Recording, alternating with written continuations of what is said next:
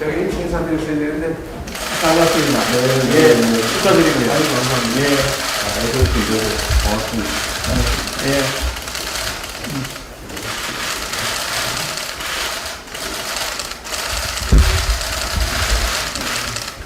고맙습니다. 어서오세요. 예.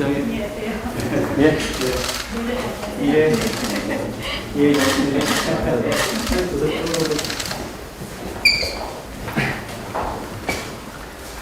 예. 후보 되신 거 축하드리고요. 아이고, 감사합니다. 예. 네. 그리고 이렇게 국회를 찾아주신 것이 국민의 대표기관이 국회와의 소통을 앞으로도 긴밀하겠다는 그런 의지라고 생각해요. 네, 당연하죠. 예. 그리고 우리 이 후보님 소년공에서 오늘의 이기까지 인생의 역정, 네. 정치적 역정을 보면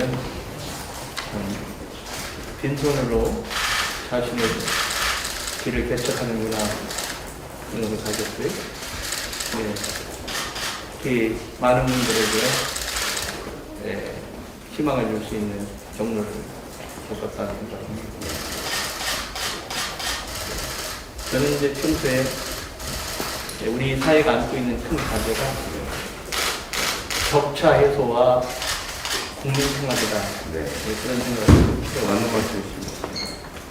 특히 지금 시대가 코로나와 함께 살아가는 위드 코로나와 코로나 이후에 포스트 코로나 시대를 동시에 준비하는 막중한 과제가 지금 정부의 가운데에 걸려있기 때문에 누가 대통령이 되든지 다음 대통령의 책임이 막중하다 그런 생각을 했습니다.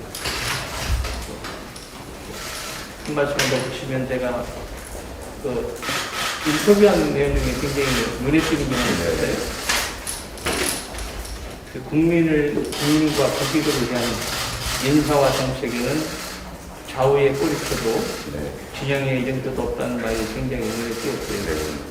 그것이 제가 늘 강조했던 국민통합하고 그렇습니다. 맥락이다 그런 생각이 들었습니다.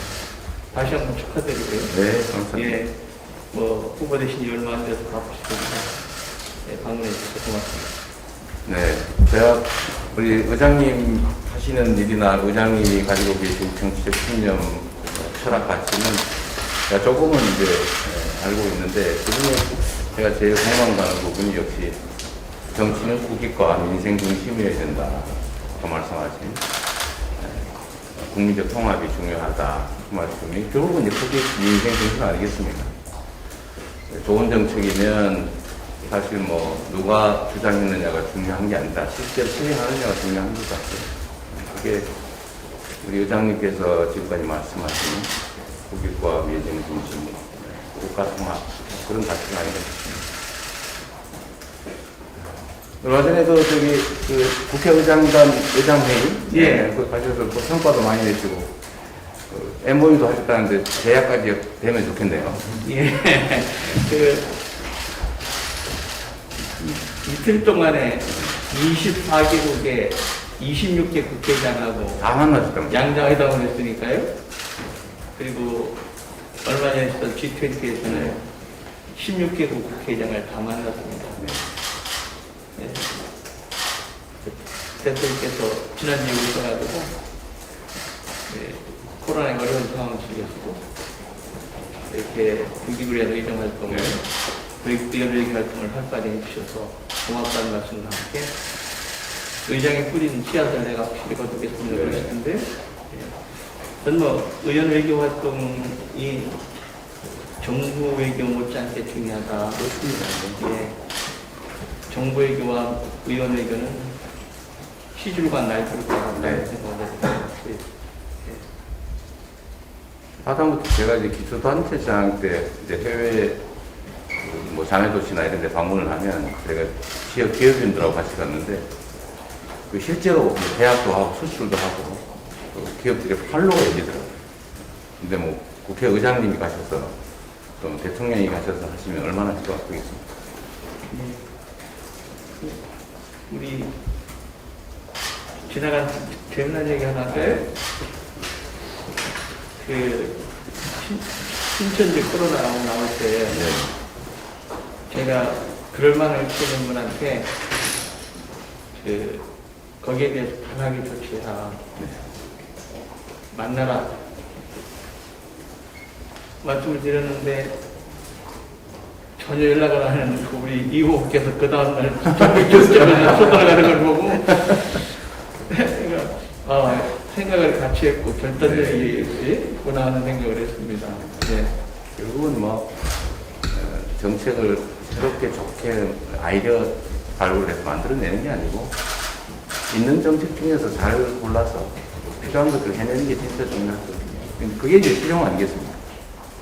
그게 진영이나 뭐 또는 좌우 인정할 것 없이 실제 필요한 일을 해내는 측면에서는 우리 의장님께서 발군이신 것 같습니다. 감사드리고 우리 비서실에서 좀 자료를 보니까 경기지사 공약 이행률이 95.8%다. 그게 맞는 얘기입니까? 6월 말 기준으로 98% 넘겼어요. 제가 그래서 사실 아주 간단한 게요. 예.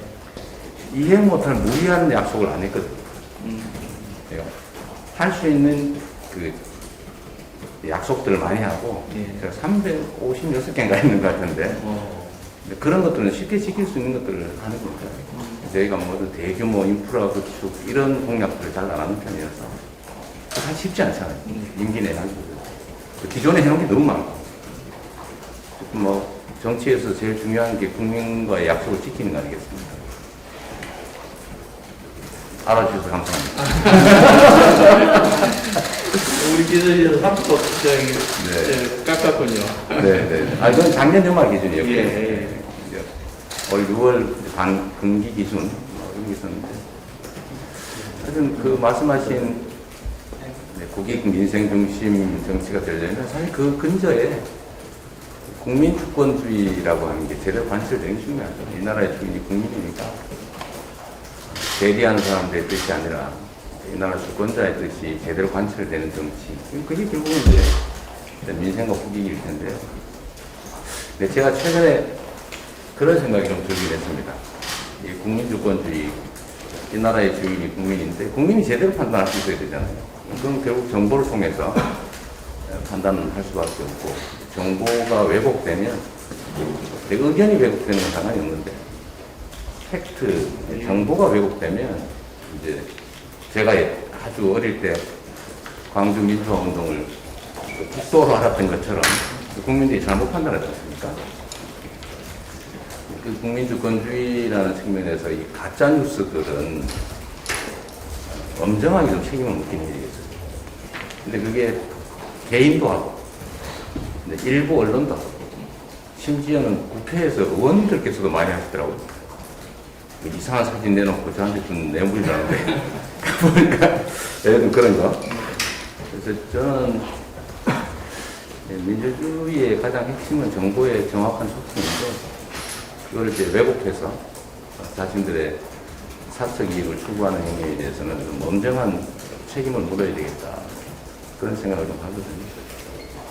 예, 뭐 밖에 앉아있지 않은 얘기 중에서 언론중재법 협상할 때 여야에게 가짜뉴스의 큰 틀에서는 언론 자유, 언론 표현의 자유의 큰 틀을 지키되 그 개인의 피해 보장에 대해서는 엄격하게 해라. 그리고 특히 가짜뉴스에 대한 정정 보도에 대해서는 합의해 주십시오 하는 것을 강조했습니다. 그리고 그 양당 원내대표께 언론중재법 특위를 조속히 구성해서 논의하시라는 말씀을 드렸습니다. 부장님 역할이 매우 중요할 것 같습니다. 저는 표현의 자유는 당연히 보장해야 되고, 그러나 팩트에 기반해야지 가짜를, 허위를 유포할 권리를 말하는 건 아니지 않습니까? 너무 광범위하기도 해서 문책 범위는 최소화하되 문책 강도는 올려야 된다. 왜냐하면 이게 국민주권 국가의 이제 민주주의라고 하는 그 원리를 지키기 위한 특권이잖아요. 이 특권만큼 책임의 크기도 같아져야 된다. 그중에 실수나 오보나 뭐 잘못된 정보에 의한 문제 제기 뭐 이런 건 얼마든지 할 수 있죠. 근데 이제 알면서 고의로 정한 목적을 위해서 그게 정치인이든 개인이든 뭐 언론이든 이건 민주주의 질서 자체를 침해하는 매우 중대한 반칙 행위인 것 같아요. 그래서 국민들께서 의원, 국회의원들의 면책 특권도 일부 제한이 되지 않냐. 알면서 고의적인 거. 예. 모르고 할 수 있죠. 알면서 정치적 목적으로 은폐를 한다든지, 소비사실 공표한다든지, 뭐 이런 문제들에 대해서는 제한하고 책임을 물어야 된다는 생각이 저도 많이 공감합니다. 예. 네, 언론 여러분. 후보님하고 좀 말씀 네. 나눌게요.